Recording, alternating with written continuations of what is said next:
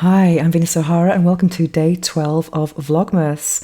Some of you have been commenting about how to raise the topic of STI testing during a date or with a new lover. And I've been thinking about this, and I understand that for many people it doesn't seem like an easy topic to talk about. However, I think it's really important, especially with a new lover. And it doesn't have to be as awkward as you think. It's all about framing. For example, when you mention to someone that you want to ask about their status, their testing, when was the last time they were tested, or propose the idea of both getting tested, that's saying, I want to sleep with you. So that's actually a really positive thing, and it's saying that you want to take the connection to the next level, which has to be a good thing. And I would say, first of all, establish that there is a mutual desire to take it to the next level. And then after that, say that you want to ask them if what their status is and when was the last time they were tested, and what they've done since then. Because it's really important to think about, if you got tested, let's say a month ago, that those results might be valid for that day that you got the results or that you got tested, but then things can happen since then, so you've got to bear in mind. And also, I'm not really well versed in the area of STIs, but I do know that some things can have an incubation period, which means that they might not show up in a test, but then they might do a few weeks later. I don't know how long, but it's not something that, I'm not really an expert in that topic, to be honest. I've always been a real lover of condoms, actually, and I know that's not 100% guarantee of anything, but sometimes using condoms, you can just avoid those conversations. I know that sounds really bad, especially nowadays when we hear of things about HPV, and that is not even wearing a condom cannot protect you against that. It's very scary. So for me, my philosophy is to be as safe as possible. And I think all it takes is one wrong person, one wrong time. But I do think that the more people you sleep with, the more you are tempting fate. Let's just say that. I think it's really important. And if you're sleeping with several people, then it's even more important to practice safe sex. And as far as condoms are concerned, I think it's important to find a brand and range within that brand that really suits you. I think that's really important. For example, I know I wrote an article once saying that condoms were like cigarettes. Everyone has their favorite brand.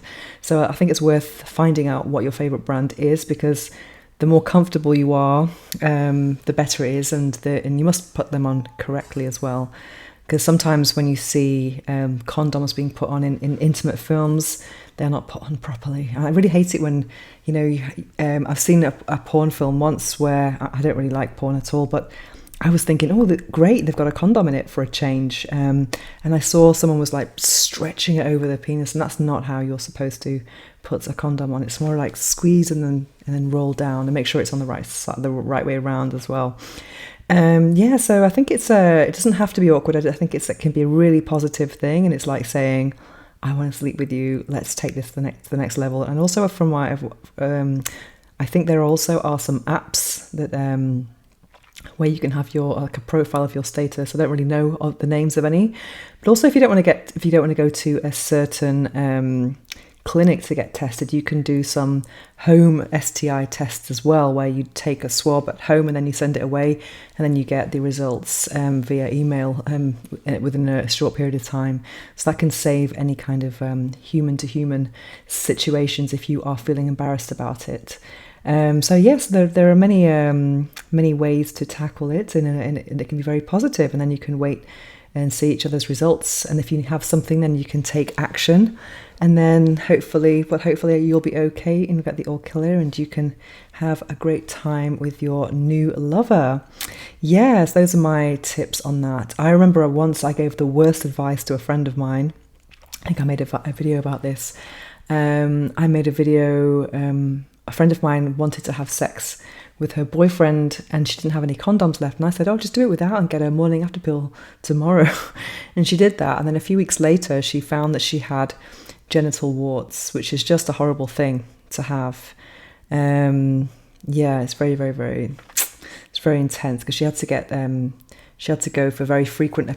I don't know how often she went, but for these appointments where she would get the warts kind of burnt off, and that kind of really killed her already low libido, which is a very scary thing, really. Yeah, so I think it's but I think sexually transmitted infections should definitely be destigmatized because they actually are more common than you think. Anyway, so it's worth getting tested, and if you haven't, I think it's good to do testing, I don't know, once every 6 months, once a year, something like that, and of course for every new partner. Anyway, I hope this helps, and I confess that I'm not an expert in this topic, but if someone is and would like to shed some light, then please leave a comment in the comment section below. And bear in mind that I am not a medical professional, I'm not a sexologist, I'm someone who makes sexual wellness content, and I love talking about these topics because I love providing a platform and a springboard for a discussion about these very important topics. Anyway, that's it for today, and if you have any more suggestions for new videos, don't hesitate to contact me at venus@venussahara.org, or you can leave a comment below and I'll be reading and I'll be responding. Thanks for watching. Mwah. Oops.